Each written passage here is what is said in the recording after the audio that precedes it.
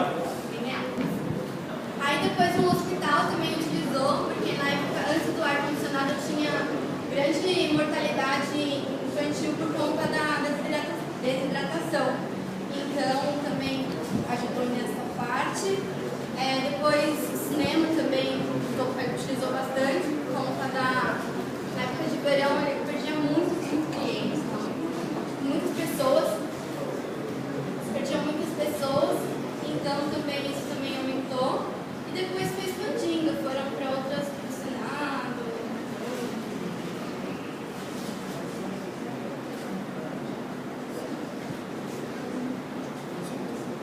Então, os benefícios que o ar-condicionado proporciona para a gente é um controle de ambiente, né, temperatura, um controle da umidade relativa do ar, uma filtragem e a ventilação, né?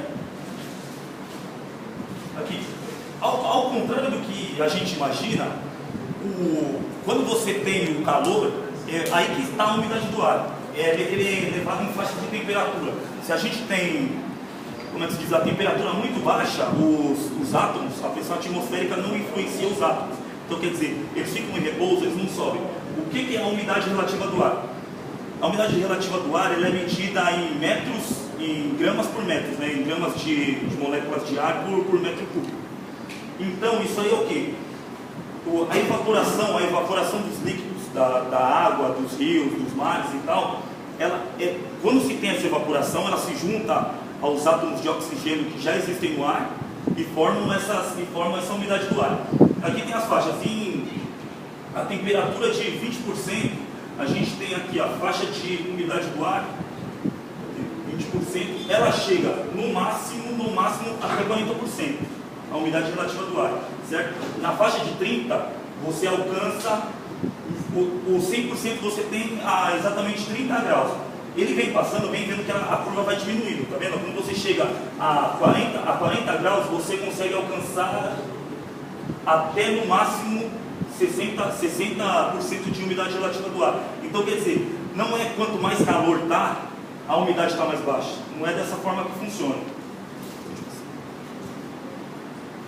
Aqui são as unidades, né, térmicas, que é em BTU, é uma unidade térmica britânica. Um BTU equivale a 0,29 watts. 12 mil BTUs é 3.015 watts, que também é 1 tonelada de refrigeração. O ar-condicionado ele funciona com um líquido refrigerante. Esse líquido refrigerante, também conhecido como freon, antigamente era conhecido como freon, que era o fluorcarbono. Mas só que com o tempo o pessoal foi descobrindo que isso aí poluía, né? Isso aí destruía a camada do ozônio. Eles deram uma melhoradinha, mas também não foi muita coisa. São os hidrofluorcarbonetos, né? Já ajudou a diminuir um pouco, mas também não sanou o problema que eles tinham lá. Mas esse líquido, ele que faz a resfriação faz a troca de calor, na verdade. O que envolve aí é uma troca de calor, né? Que não é criado, não é uma troca. Então, um ar-condicionado, ele é formado do quê? Ele tem um funcionamento simples, porém complexo. Não é uma coisa... Ele é formado de um compressor, uma válvula de expansão, um condensador que geralmente fica do lado de fora, mas só que esse condensador, ele faz a troca com o evaporador. Conforme o ciclo que você está usando, o interno ou o externo, ele faz uma troca aqui. 2 ventiladores, certo? Que são para resfriar as partes que ele manda, e uma unidade de controle. Aqui é uma ilustração do ciclo de refrigeração básico, né? Como é que funciona o ciclo de refrigeração aqui.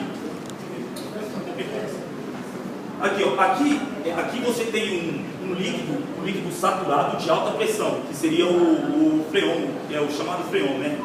Ele vem por aqui, ele vem por tubos capilares, ele passa por uma válvula não é de pressão, essa válvula aqui é de expansão. Aqui ele está 100% líquido e a alta pressão. Essa válvula, o que ela faz? Ela faz ele se tornar como gota, sabe? Tipo, quando você aperta um aerosol, ele fica da forma do aerosol quando ele passa por essa válvula. Daí ele se torna um vapor, ele se torna um tipo de vapor. Esse vapor vem resfriando o ambiente e aqui acontece uma troca de calor. Aqui ele fica o vapor saturado. Aqui o que acontece com ele? Aqui ele passa de estado líquido para estado gasoso, certo? E aumenta a temperatura. Aqui é onde está acontecendo a troca de temperatura, de de frio está passando para quente. Ele sobe, passa pela válvula de baixa pressão até aqui, aqui ele já perdeu a pressão. Quando ele passou por essa parte aqui, ele perdeu a pressão.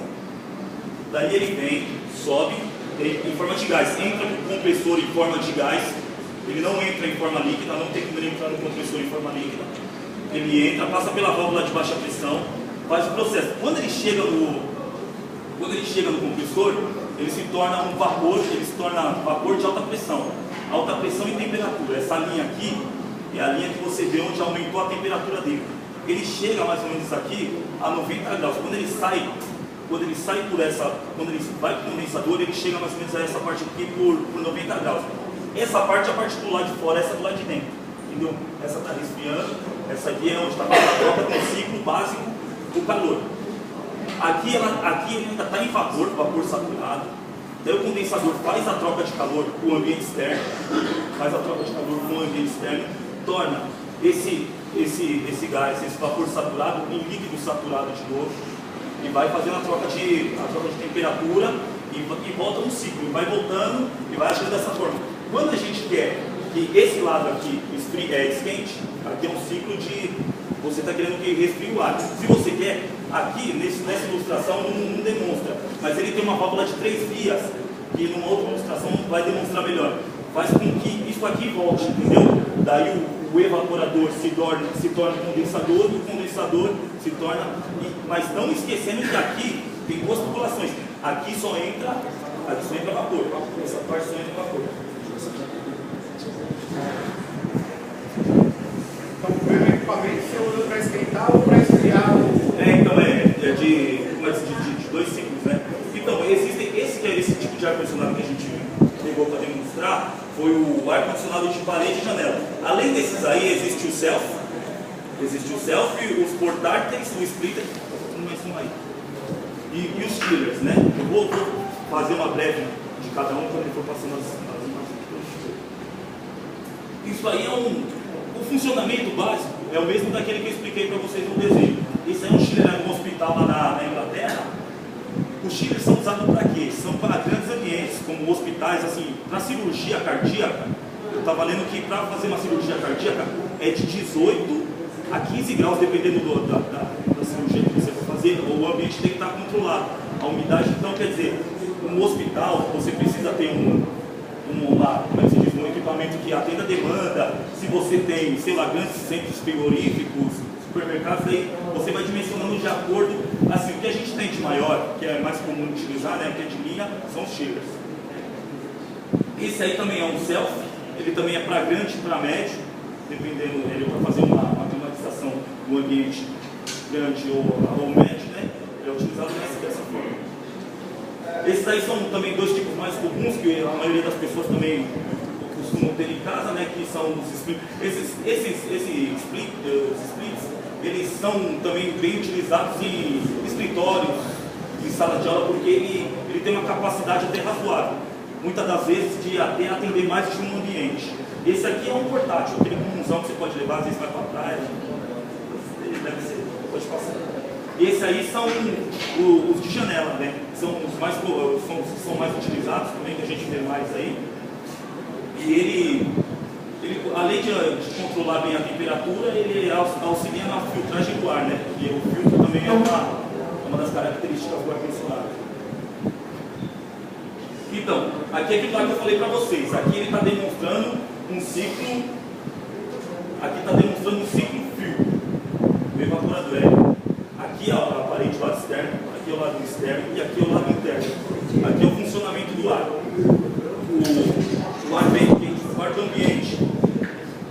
Pelos ventiladores ele é puxado, ele é sugado, passa por um fluido refrigerante que está aqui, ó, nessa linha de azul, e faz a troca, ele vermelho aqui faz a troca com o ambiente externo. Ele troca a temperatura do ambiente externo. Eu falei aquela hora que ele entra com 90 graus, na hora que ele volta para cá, ele já chega aos 33 graus, mais ou menos.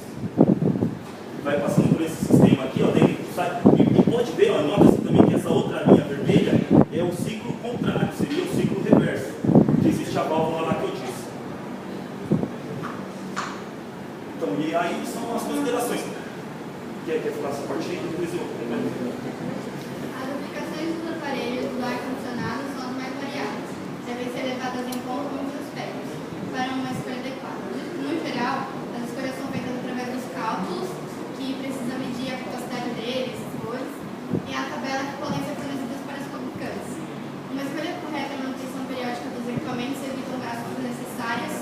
energia, fluido, refrigerante, entre outros. Então, professor, eu queria falar assim mais uma coisa, que na maioria, não sei agora como é que está, né? Mas antigamente na maioria das construções o pessoal não colocava, na maioria das construções assim de prédio, o pessoal não colocava o ar-condicionado como projeto. O ar-condicionado não tinha como projeto. Tanto é que você vê de qualquer jeito, pendurado aqui, amarrado ali, não era como projeto. E assim, o pessoal está vendo que se você trabalha pelo projeto, a economia que você tem já pode ser grande. Dependendo do que você vai ter, de repente você vai ter salas comerciais, o que você faz? Não, vai precisar de ar-condicionado, vai ter computador, vai ter... Então é uma parte também que às vezes pesa, sabe? Se você já tiver noção do que você está construindo, do que você está fazendo, ele já faz essa parte. Faço o último. Muito obrigado.